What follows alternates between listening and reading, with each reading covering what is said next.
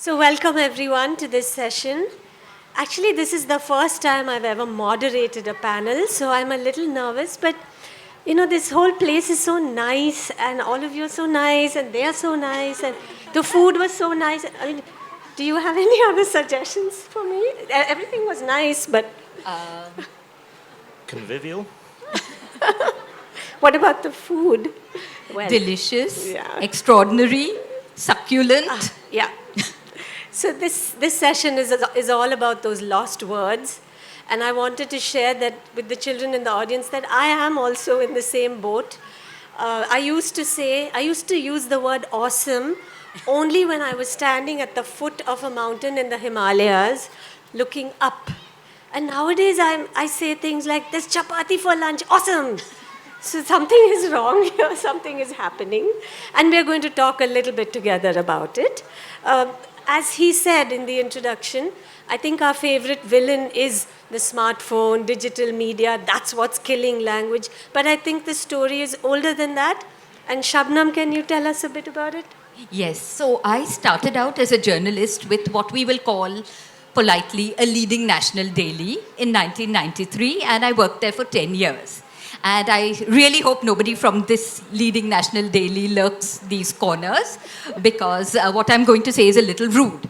A couple of years after I started working there, we started getting these little memos which were pinned up on our soft board. And the memos started, story length, no matter what topic, maximum 1,000 words. A few months later, story length, no matter what topic, became 800 words. And within a year, story length, no matter what topic, became 600 words. So after that, the little fine-tuning went deeper. It became sentences, not too many clauses, not too many phrases, simple. And then we were told that the words we were using should have limited syllables. So you literally had journalists who were muttering articles to themselves and saying, oh shit, I've got a 7-syllable word or a 6-syllable word. Give me a 2-syllable word instead. And we would be providing words like nice and good for each other. See, I mean, this is real. And just to put things in context, these notes that came from the higher-ups, one of the higher-ups had actually interned at the New York Times because of who he was. And when the editor of the New York Times at that point, who was a great and extraordinary and marvelous journalist, called him for a one-on-one meeting and said, do you have any questions? This particular higher-up asked him, is there any way to stop the journalists from stealing the ballpoint pens? So you get some kind of context about the world that determines our world. Anyway, so the dumbing down of the media was a very real thing. We've all grappled with it, and it was very painful for a lot of us who came into writing because we loved words and we loved writing and we loved complex, strange sentences, the kinds that, you know, that Richmond Crompton's William, some of the sentences run 5 lines, but they make perfect sense because it's written well and it doesn't matter. It was traumatic, and the dumbing down went on through the 10 years that I was in this newspaper. And part of it was, of course, the obvious villain at that point was television. How will the written media deal with TV? By the time I left, it was how will the written media deal with the internet? And it became ridiculous to the point that when one of our prime ministers had some knee surgery, they posted 10 journalists out there and had to keep phoning in an update about what the doctor was saying every 15 minutes about state of pain of knee. So it was a strange world by the end of it. Later I became a mum, and that is when I think I really started feeling the pain, because however much my girls read, and they are good readers, and however much I try to shove nice, interesting, eloquent language into them, what they come out with is epic. How many epic users do we have over here? What are you doing? Stuff. How many stuff users do we have over here? I'm a stuff user too. Shall we go out for lunch? Whatever. So, and we're all collapsing into this. And of course, now there are new villains on the scene, the smartphone. And if you have fat fingers like me, and I have terribly fat fingers, and today in the morning I sent my husband a text, and I wanted to say also, instead I sent him alcohol. He wrote back a very alarmed message because I'm a lifetime teetotaler. What does this mean, Shabnam? So I tend to use fab instead of fabulous or super as a catch-all phrase for everything, and I try to catch myself, but it doesn't always happen. So yes, I think we are all feeling the pinch, and studies are showing that while more and more words are becoming extinct, fewer and fewer new words are being created. I mean, barring LOL, LOL, OMG, and yes, more. Yeah, and so a couple more villains I would just like to add before handing over to Peter. What you were saying about us losing words and not creating new ones very much struck a chord with me, because as a father of two quite young boys in the UK, one of the recent findings, or one of the recent controversies in the UK news, was that the Oxford Junior Dictionary, in its latest edition, was excising an awful lot of words relating to nature, so common animals, common birds, common plants, common flowers, because it no longer considered them to be relevant, because so many children, when surveyed, could not identify by name the plants in their own garden, the birds that they saw every day. Not that they see as many birds anymore as they used to. But they were going to add some new vocabularies, things like hashtag and like cut and paste and various, again, digitally related bits of vocabulary, which is fine. I think it was the idea that they were being swapped for these other words that caused some controversy, and that's created quite a pushback in the UK, a concerted effort in children's literature to try and restore some of this vocabulary that is in danger of being lost for good. And it's resulted in this rather fantastic book called The Lost Words, which is a beautifully illustrated book of poems written by Robert Macfarlane with illustrations by Jackie Morris, which is specifically a response to that story of children losing the vocabulary of the natural world around them. Great, that's great. Shabnam, you want to engage the audience for a little bit on why are words so important? So are words important? Do you think words are important? Yes? Why? Yes.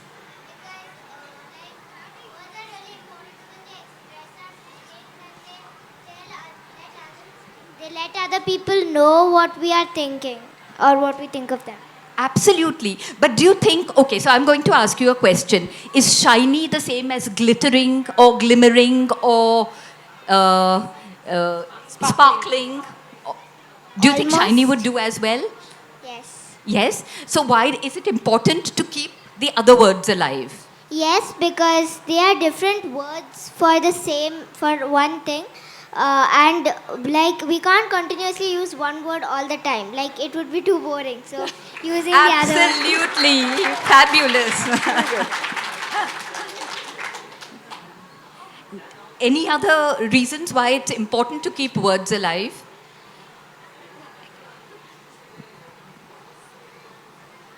Hi, good afternoon. Good afternoon.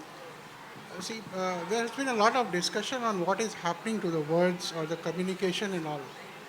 What I feel that over a period of time, language changes with the generation. It's okay. Chaucer can become Shakespeare, Shakespeare can become Eliot, Eliot can become, Foster, and maybe Kamala Das. But the common thread in those changes for each generation was they were languages for communication. But what we are now faced, it's a very personal opinion, I don't know how many will agree with it. What we now face is a language we are developing which is only for written communication without an expression to the person with whom you are communicating what actually you want to say. As you said, also became alcohol. You never wanted to say alcohol. Yeah. So the change itself is only in terms of language becoming a means of not one-to-one communication, but through a medium, say a smartphone and all. So I think that is the difficulty that we are facing, why the words are not expanding. I also wanted to mention that.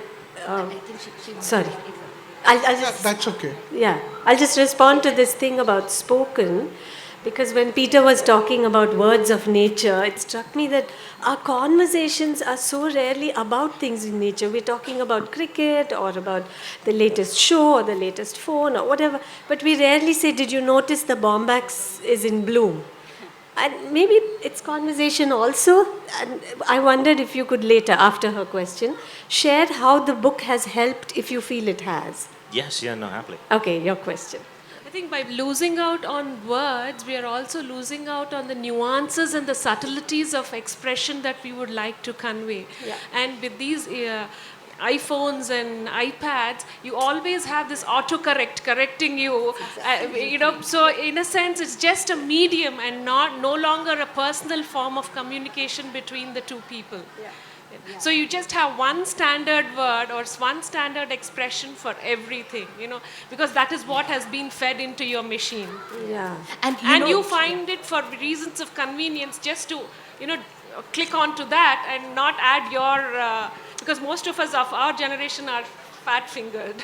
So for reasons of convenience, we end up just clicking on the word. Peter could respond, and then we'll take some more. We'll keep some questions for the end, some time for questions at the end. Yes, no, certainly. Going back to the lost words, as I said, there has been sort of a national movement building around it. And the author and the illustrator, in conjunction with a couple of children's charities and literature bodies in the UK, are attempting to get at least one copy of the book into every school in Britain. So far, they've got at least one copy into every school in Scotland. It's happening in Wales. It's happening in certain counties in England as well. But it's really taking off. The book has become a bestseller. And recently there was, or just a few weeks ago, in fact, there was a Lost Words concert at the BBC Proms in the Royal Albert Hall, based entirely around themes of nature taken from the book. And the vocabulary learned, but they brought sounds into it as well. So where the poems were talking about particular birds, you would have that bird song playing around the Royal Albert Hall. They had projections of the various plants. It was wonderful. It's all about just building awareness and excitement and showing just some of the richness that's being lost. And if we have time, I'd quite like to read the opening page, if I may, just to give you a flavour of it.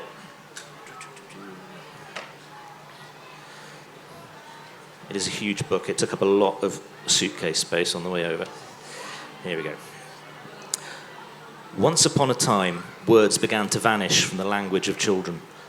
They disappeared so quietly that at first almost no one noticed, fading away like water on stone.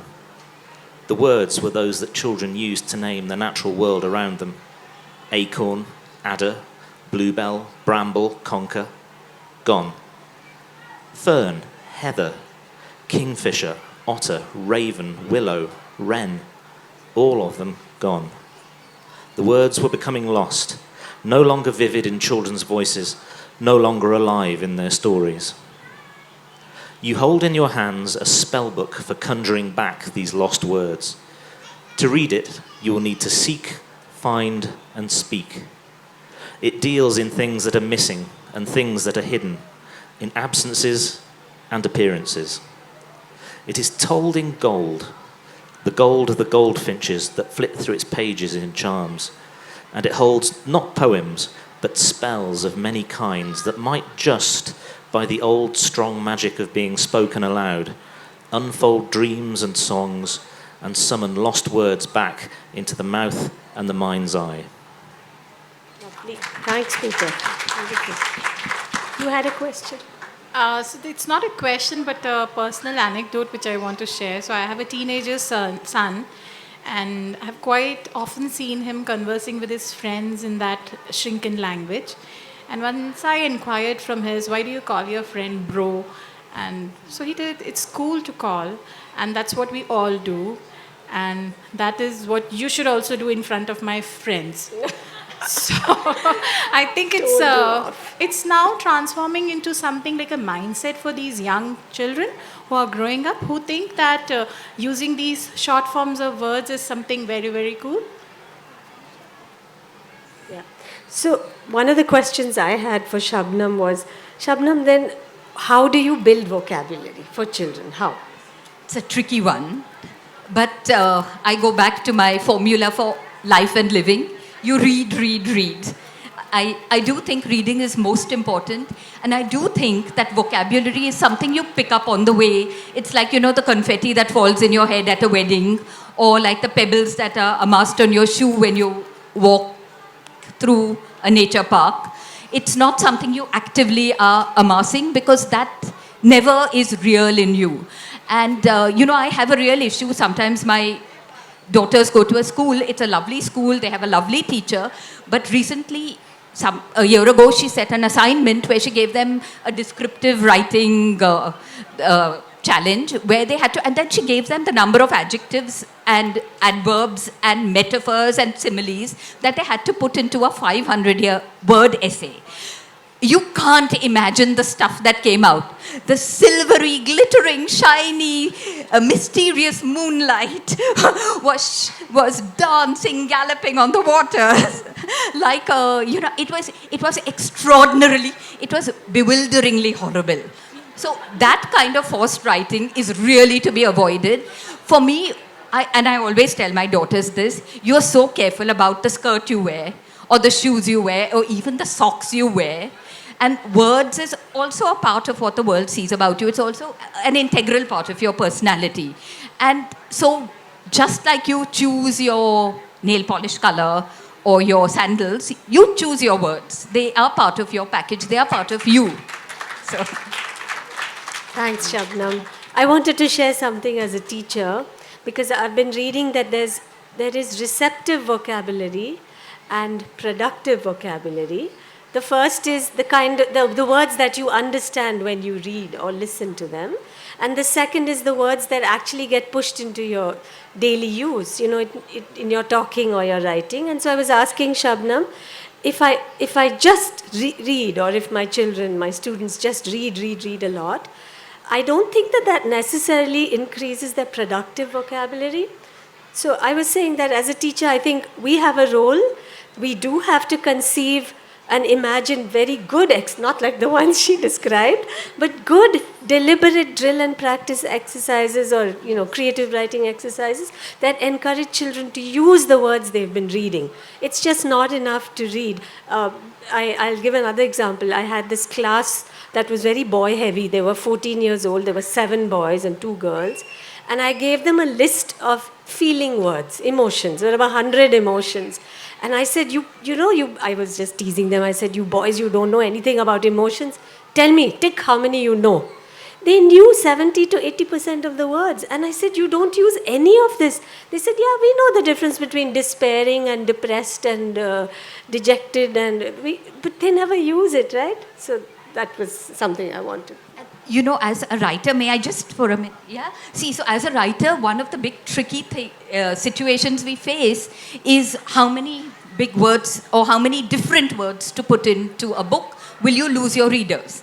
It's every word in a way you are weighing back and forth, and I've decided to compromise. Sometimes I use the easy lingo, sometimes I use the difficult lingo, and I even created a character, Nimi, and she's part of a series now, and she loves words. So she collects words and she finds words inadequate, so she even makes up her own words.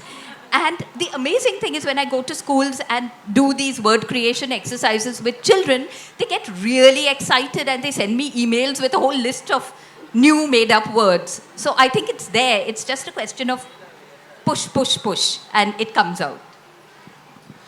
Yes, no, very much so. I grew up reading voraciously, so when it comes to writing, I try and emulate as much as I can the type of writing that I enjoyed as a child, which was from writers like Terry Pratchett, from writers like Jill Murphy, and there was one of my favourite things about language growing up was the rhythm to the sentences, and so my sentences tend to be dictated by the rhythm and the flow and the beat of the words, as opposed to obviously, I try and keep it within reasonable length.